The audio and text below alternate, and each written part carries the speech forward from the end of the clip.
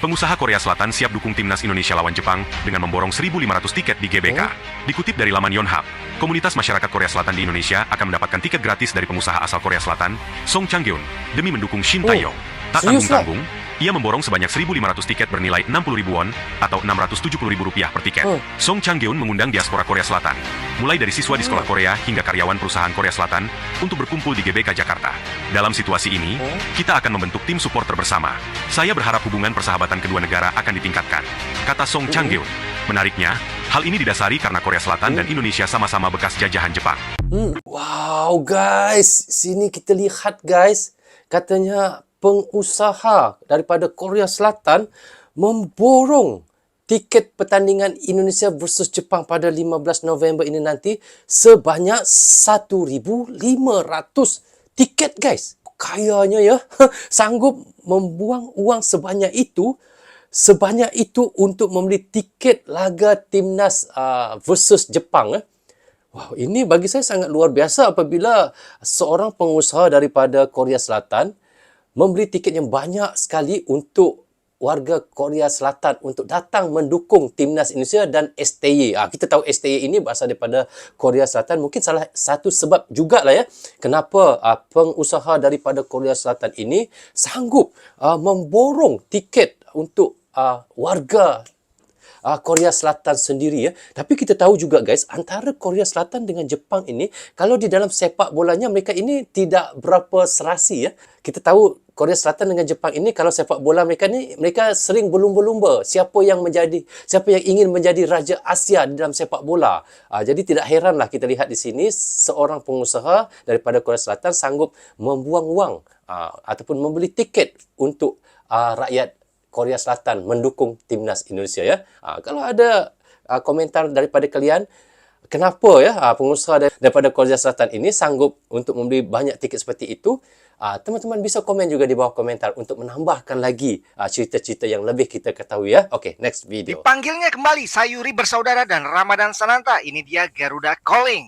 Sebelum kita lihat nama-nama lengkapnya, bantu Badu hilangin tanda tambah sebelah. Pencet di follow dong. Sikat. Kita mulai dari penjaga gawang Martin Paes dan Nadeo dipanggil kembali, serta dengan cederanya Hernando Ari, maka Riyandi penjaga gawang Persis Solo dipanggil untuk menggantikannya.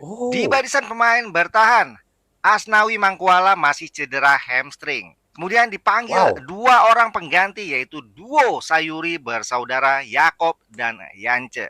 Sisanya masih sama seperti pertandingan sebelumnya ketika menghadapi Bahrain dan Cina.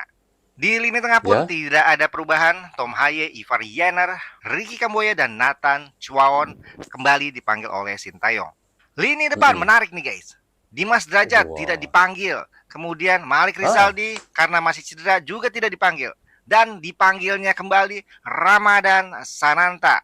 Serta debutan kita Eliano Renders yang kemarin sempat tidak dimainkan melawan Cina, kemarin dipanggil. Mudah-mudahan kali ini Eliano mendapatkan kesempatan lebih banyak di timnas kita. Ini dia daftar lengkap nama-nama pemain timnas Indonesia yang dipanggil untuk menghadapi Jepang dan Arab Saudi. Kira-kira kalian optimis ya? Di Jakarta kita bisa dapat poin dari Jepang dan Arab Saudi.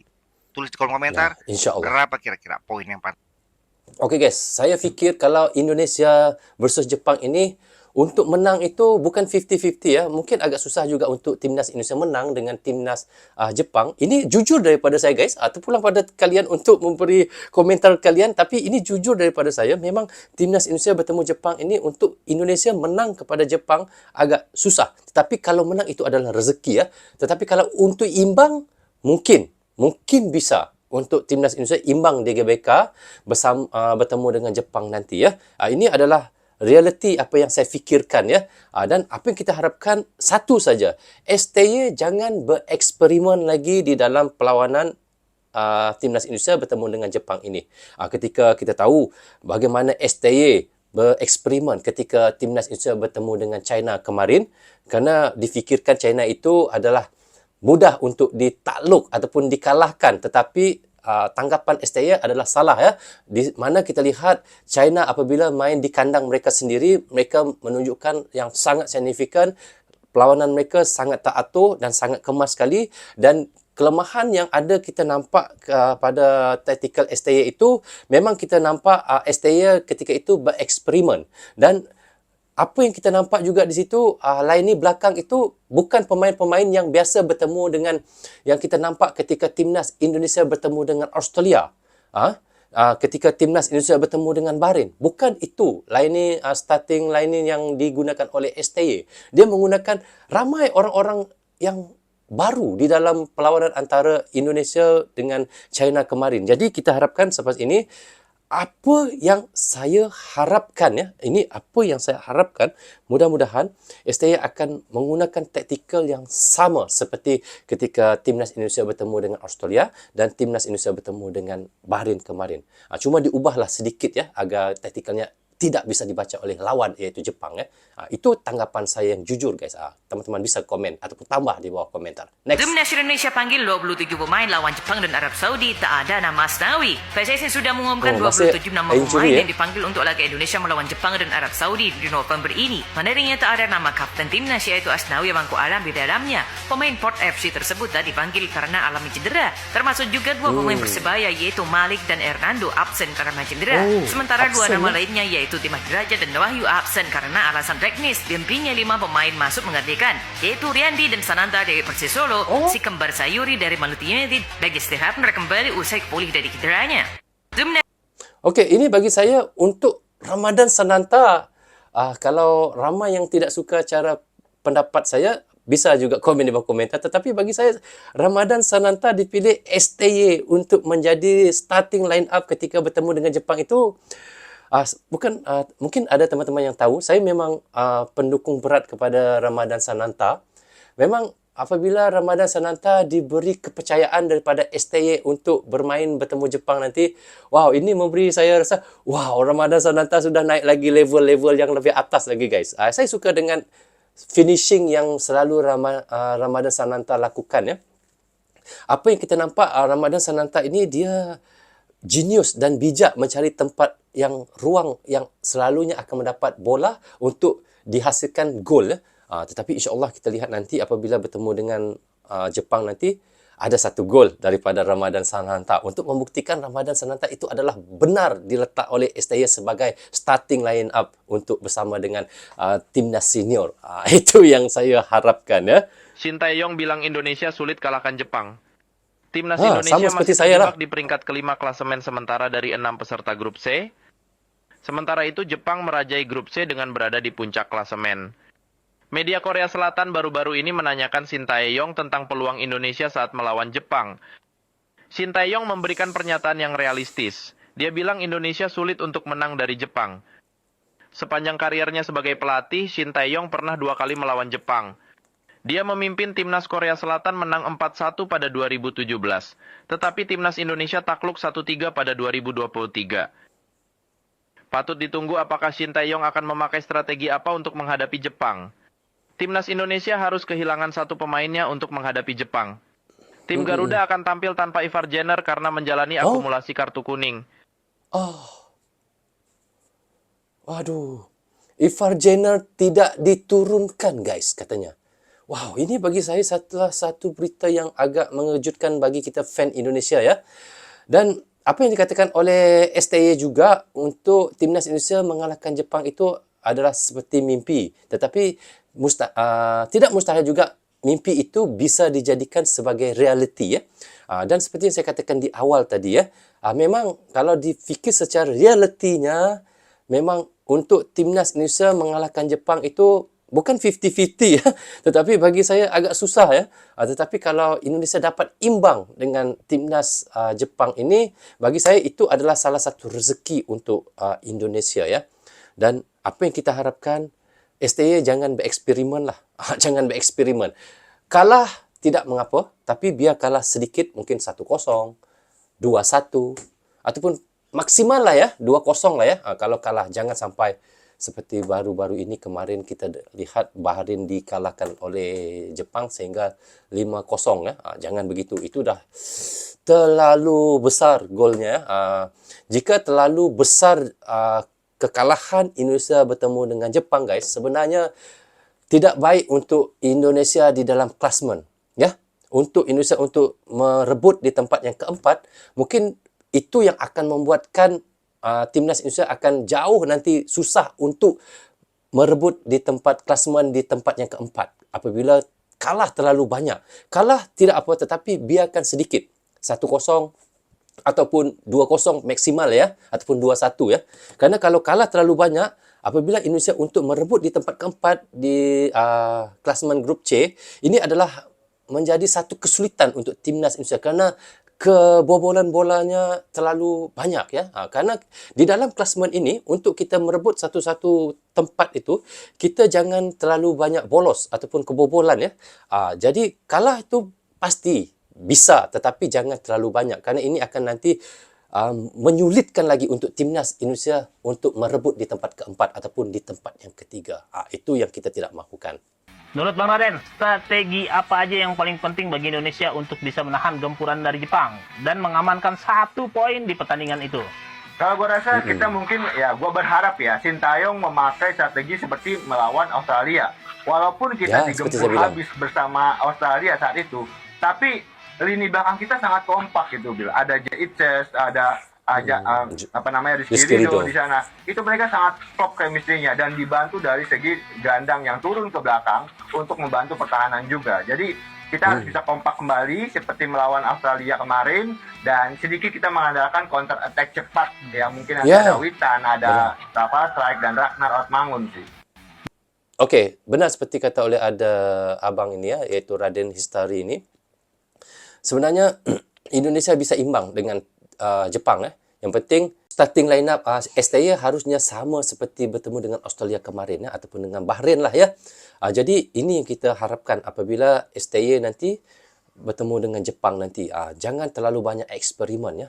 Jadi apa yang kita harapkan seperti yang saya katakan tadi, kalah tidak apa, tetapi jangan terlalu banyak kebobolan bolanya ke dalam gawang. Kerana ini akan menyulitkan untuk timnas Indonesia untuk merebut tempat ketiga ataupun tempat keempat. Jadi apabila dapat imbang, itu adalah lebih baik lagi bagi saya ya. Jadi apapun kita harapkan nanti timnas Indonesia dengan Jepang ini ada sinar untuk timnas Indonesia melaju lagi lebih jauh untuk merebut peluang untuk ke Piala Dunia guys. Jadi kalau dengan Arab Saudi ini saya bisa bilang 50-50, 50-50. Tetapi kalau dengan Jepang ini timnas Indonesia harus, kalau sebelum ini maksimal mainnya dengan Australia, maksimal cara mainnya dengan Arab Saudi, kali ini bertemu dengan Jepang harus 3 kali maksimal ya. Itu apa yang saya rasalah ya. Rajin memberi kartu di pertandingan Liga Qatar. Ini wasitnya. Sosok Hamis Almari dikabarkan bakal memimpin jalannya laga antara timnas Indonesia melawan Jepang di kualifikasi Piala Dunia 2026 zona Asia. Jika melihat rekam jejak 2 pertandingan terakhir timnas Indonesia di kualifikasi Piala Dunia 2026 zona Asia, skuad Garuda memang selalu mendapat wasit dari Timur Tengah. Saat melawan Bahrain, timnas Indonesia harus berhadapan dengan wasit kontroversial asal Oman, yakni Ahmed Al-Kaf. Okey, kita tahu ini adalah wasit Almari daripada Timur Tengah juga ya. Tetapi saya tidak sangat bingung dengan ataupun tidak sangat risau dengan apa yang sekarang ini kita tahu mungkin wasit ini akan menjadi ataupun memimpin iaitu laga timnas Indonesia dengan Jepang, kerana kita tahu Jepang pun bukan daripada Timur Tengah, mereka adalah daripada bahagian lain, dan Indonesia kita tahu daripada Asia Tenggara. Mungkin dia tidak akan menyebelahi Jepang dan tidak akan menyebelahi timnas Indonesia lah, kecuali kalau timnas Indonesia bertemu dengan Bahrain, bertemu dengan Arab Saudi, itu mungkin di situ mungkin ada kita rasa berat sebelahnya. Tetapi kalau Indonesia bertemu dengan Jepang, itu bagi saya tidak mungkinlah dia akan melakukan seperti sama yang dilakukan oleh Al-Kaf sebelum ini ketika timnas Indonesia bertemu dengan Bahrain. Jadi teman-teman jangan risau, jangan susah hati, kerana di firasat hati saya wasit ini tidak akan berat sebelah dan tidak akan curang lah Itu daripada apa yang saya fikirkan. Okay. Belum sembuh trauma wasit Arab, wasit Indonesia versus Jepang kembali dari Timur Tengah. Wasit tersebut adalah Hamis Almari, wasit asal Qatar, salah satu negara Arab yang dulu pernah berbuat curang terhadap timnas Indonesia U23. Wasit Hamis Almari sendiri pernah memimpin laga Indonesia versus Jepang di Piala Asia 2023 lalu. Pada waktu itu salah satu keputusannya jadi sorotan. Dirinya memberikan penalti kepada Jepang usai Jordi Amat dianggap melakukan pelanggaran. Waktu itu Almari juga memberikan 3 kartu kuning untuk pemain Indonesia. Menarik untuk ditunggu, akankah keputusannya nanti akan adil di laga Indonesia versus Jepang? Belum. Okey, baru saja saya kata tadi, jangan risau dan jangan susah hati jika wasit ini akan memimpin perlawanan antara Indonesia dengan Jepang. Tetapi ini kata oleh revisi terakhir ini daripada channelnya, dia pernah juga kontroversial ketika Indonesia bertemu dengan Jepang dululah. Dan dia pernah memberi sepakan penalti kepada Jepang juga. Ini saya rasa, tapi kali ini kita harap dia tidak akan melakukan perkara yang sama dan dia akan memimpin secara adil. Itu yang kita harapkan ya. Kerana kita lihat timnas Indonesia ini bukannya tidak kuat, sudah kuat. Bukan tidak bagus, sudah bagus. Tetapi selalu saja kekalahan timnas Indonesia ini pasti ada wasit yang akan untuk mengalahkan timnas. Itu yang selalu berlaku ya. Jadi kita harap kali ini wasit daripada Timur Tengah ini tidak akan melakukan perkara yang sama seperti wasit Al-Kaf kemarin lah. Itu yang kita harap dan kita doakan sama-sama ya. Kita sebagai supporter ekor 12, pemain 12 ini, kita selalu mengharapkan kemenangan untuk timnas kita. Tetapi jika sesuatu berlaku kepada timnas kita, jika kekalahan itu secara adil daripada pihak lawan, kita tidak akan marah. Tetapi kalau kekalahan itu memang benar-benar jelas dicurangi oleh wasit, dicurangi oleh pemain-pemain tim lawan, kita sebagai pemain 12 pasti akan bangun ya untuk melawan kembali apa yang dilakukan oleh pihak lawan kepada kita. Benar guys ya. Itu adalah apa yang saya fikirkan ya. Okey guys, dikabarkan pertandingan krusial antara timnas Indonesia dan Jepang pada babak kualifikasi Piala Dunia 2026 di Stadion Gelora Bung Karno ataupun GBK diprediksi akan penuh kejutan. Salah satu kabar mengejutkan datang daripada rencana kehadiran sekitar 1,500 warga Korea Selatan yang akan hadir langsung ke stadion demi mendukung siapa guys?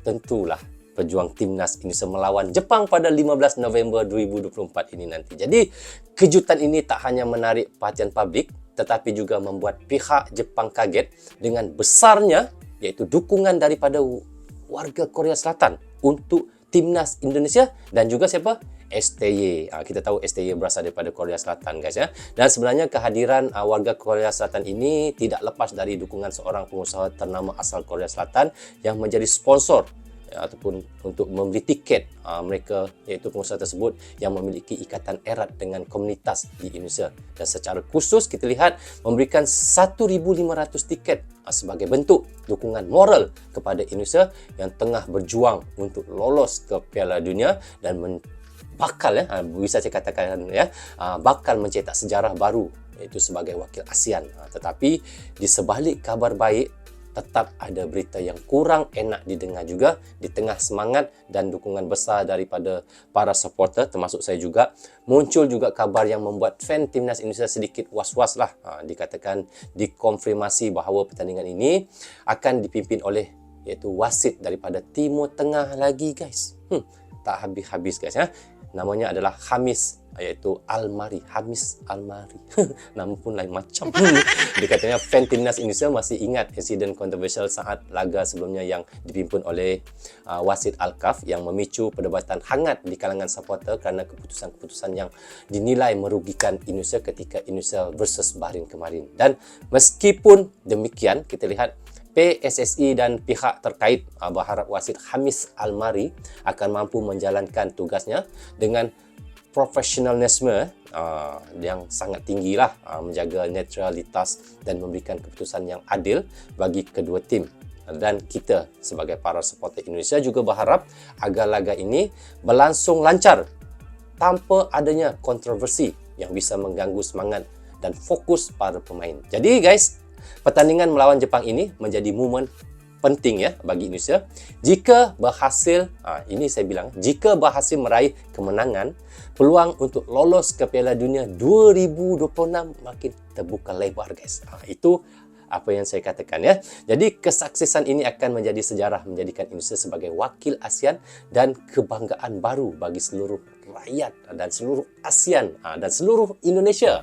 Jadi harapan kita semua para pemain timnas Indonesia, apa yang kita harapkan untuk para pemain timnas Indonesia guys, juga dipastikan akan tampil maksimal demi meraih poin penuh di kandang, dan dukungan ribuan supporter di GBK termasuk juga warga Korea Selatan yang turut hadir ataupun termasuk saya juga akan hadir di sana, dan akan bisa menambah semangat iaitu juang skuad Garuda. Dan kemenangan ini bukan hanya untuk Indonesia tetapi juga bisa menjadi kebanggaan bagi seluruh ASEAN, untuk seluruh ASEAN ya. Itu yang kita harapkan, yang semakin berperan aktif di kancah sepak bola internasional. Jadi semoga dengan dukungan penuh dari semua pihak dan semangat yang kuat, perjuangan timnas Indonesia untuk menuju Piala Dunia akan membuahkan hasil. Kita doakan sama-sama guys. Kerana apa? Karena Indonesia bisa membawa kebanggaan baru bagi tanah air dan Asia Tenggara. Amin ya rabbal alamin. Jadi guys, bagaimana pandangan jujur teman-teman berkaitan tentang ribuan warga Korsel turut hadir memberi dukungan kepada timnas Indonesia dan juga STY yang asal Korea Selatan itu? Teman-teman bisa komen di bawah komentar ini. Guys, rasanya sampai di sini saja untuk reaction kita kali ini. Apapun, saya ucapkan terima kasih kepada anda yang sentiasa mendukung Brozo Channel daripada dulu hingga sekarang. Dan bagi teman-teman yang baru saja hadir, jangan lupa klik butang subscribe dan klik tombol loceng. Tanda dukungan teman-teman kepada Brozo Channel yang baik semuanya datang daripada Allah SWT. Yang salah dan silap datangnya daripada saya sendiri. Assalamualaikum, goodbye, bye-bye.